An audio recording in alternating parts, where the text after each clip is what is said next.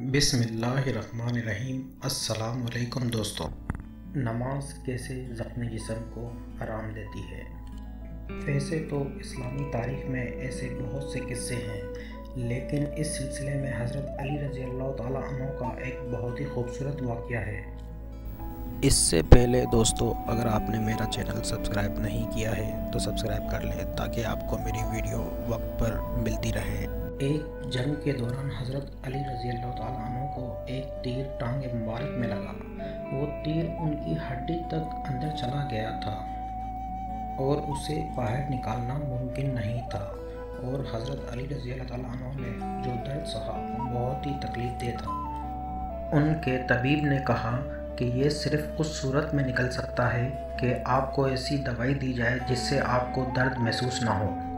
इस पर हज़रत अली रज़ी अल्लाह ताला अन्हु ने फरमाया, दवाई की क्या ज़रूरत है, जब मैं नमाज़ पढ़ रहा हूँ तो आप तीर को बाहर खींच लें। और वाकई ही हज़रत अली रज़ी अल्लाह ताला अन्हु नमाज के लिए खड़े हो गए, और नतीजतन जब वो नमाज़ पढ़ रहे थे तो तीर को खींचकर बाहर निकाल लिया गया।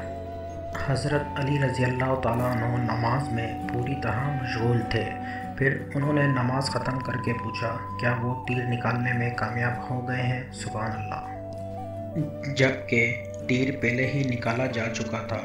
कुरान की तिलावत के मौजज़े ने उनको ज़रा भी तीर खींचे जाने पर तकलीफ़ का एहसास न होने दिया।